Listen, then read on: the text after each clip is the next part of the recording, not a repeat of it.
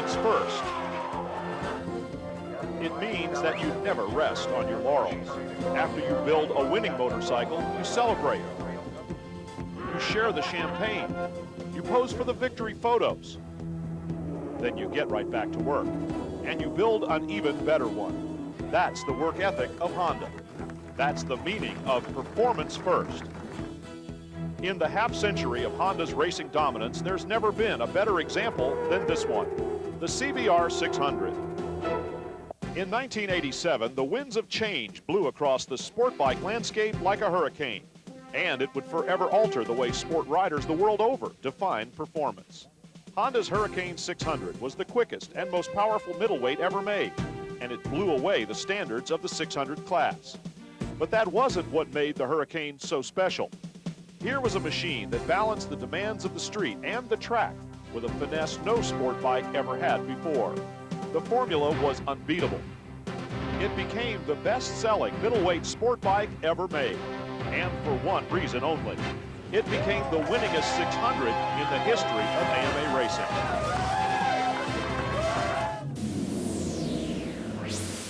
(1987). The AMA creates the 600 Supersport class, and the new Honda Hurricane is ready. It wins the first race, and the second, the third, the fourth, the fifth. It wins every race of the 9-race series. Doug Poland is the first 600 Supersport champion in history, taking home 7 victories in a row, and starting the CBR600 legend. 1991, Honda unveils the awesome new CBR600 F2, and it meets with instant racing success. Once again, Honda CBRs dominate the 600 Supersport class. 9 races, 9 victories. The F2 with Miguel Duhamel takes home his first 600 Supersport title. He wins 7 races in total, 5 of them in a row. The legend grows. 1992, the F2 is piloted by a new champion, Honda rider Tom Kipp, who continued the awesome string of victories. In the 9-race 600 Supersport Series, Kipp takes home 3 wins of his own, while F2 pilots bring the total to 8. 9 races, 8 wins. Once again, no other bike comes close. 1995. The desire to dominate means it's time for an all-new CBR600. The new CBR600 F3 follows the pattern set by its predecessors. New bike, total domination, another title. The F3 wins all 11 races this year, taking Miguel Duhamel to his second 600 Supersport championship with the Honda team. Duhamel starts his historic run of 10 consecutive race wins, the first 8 of which are on the F3. 1996. Duhamel and his F3 snare another title, completing back-to-back championships.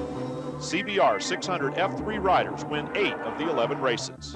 Duhamel takes home 6 of them, including 3 consecutive wins. 1997. Miguel Duhamel three-peats with his 3rd consecutive 600 Supersport title. His career total is 5, but the CBR600 beats him out. By now, this awesome racing machine has reached a career total of 6 AMA 600 Supersport championships, and this prestigious series is only 10 years old. 1999. It's a new year, and once again, there's a new CBR600, the advanced new F4. And while the competition is starting to catch up, it can't quite make it. Honda riders win 6 of the 12 races, and Nicky Hayden rides off with the championship, the youngest rider to ever win. Apparently, the CBR600 had enough experience for both of them. 2000 season. Now it's time for a new millennium, the year 2000 racing season, and a whole new history for the CBR600. But now there are worthy opponents on the track, and to emerge victorious, there are battles to be fought. Get ready for the Pro Honda Oil 600 Supersport Series. Round 1, Daytona International Speedway. Arian Racing's Curtis Roberts has to like Daytona International Speedway, Last year, he got his first ever podium finish here. This year, he topped it by qualifying on the pole for the first time. Then he went on to win the Pro Honda Oil 600 Supersport International Challenge 100K on his CBR600 F4, his first ever 600 Supersport victory. Somebody upstairs was with us today because I couldn't do anything wrong, says Roberts. Round 2, Road America. Team Honda's Miguel Duhamel stayed with the front group throughout most of the 10-lap race, but he can't quite make his way into the lead.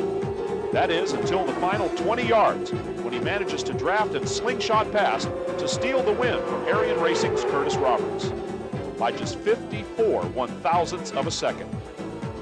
Round 4, New Hampshire International Speedway.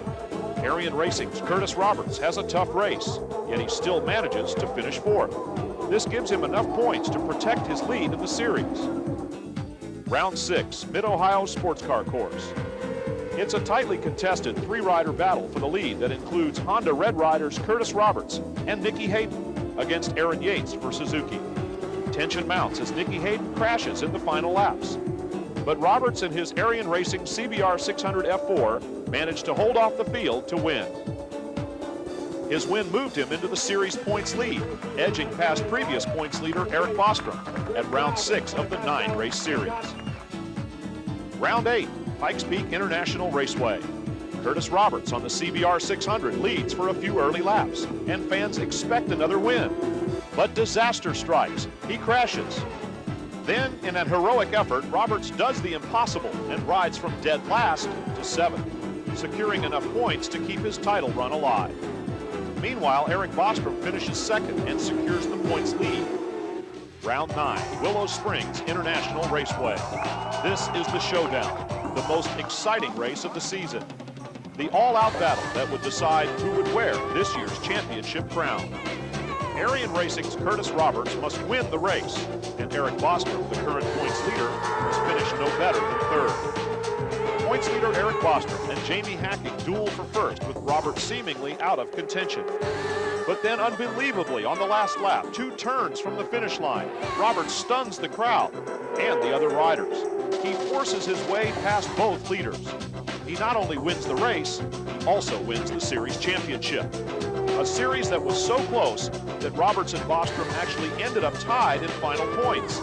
But with 3 race wins in the series, the crown goes to Roberts and the Honda CBR600 F4.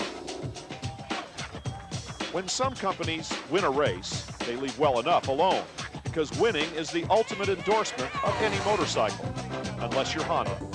Because a philosophy of performance first means if you can improve your motorcycle, you improve it.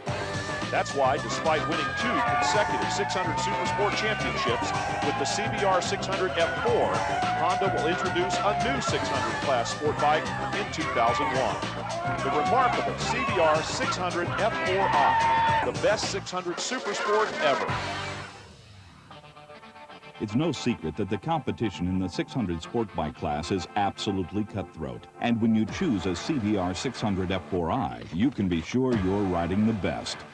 We've given it more power, an additional 5% horsepower worth. Part of that comes from the CBR600 F4i's new fuel injection system this year. And part of it comes from a larger 8.2-liter airbox and new ram air ducts. For years, racers have been lowering the CBR600's gearing. Now we're doing it from the factory. A lower final drive ratio means the F4i accelerates harder and makes it easier to keep the engine in the meat of the power band. And the CBR600 F4i's chassis gets its share of refinements too. The new frame is more rigid for better feel and feedback, and features needle bearings in the swing arm pivots and front wheel bearings set closer to the fork legs for improved handling. And if looks alone determine championships, the new CBR600 F4i will be way out front. Totally restyled, the new nose, tail sections, and seat are more aggressive. The RC51 type asymmetrical headlights give the F4i a unique profile. And new CBR 929RR style wheels are right off the track. And how about the blacked out frame and swing arm? Finally, the new F4i is available in 3 hot color schemes: metallic silver and black two-tone, red and black two-tone, and white and red two-tone. Honda's new CBR600 F4i. There's no question as to which 600 will be wearing the #1 plate next year, on and off the track.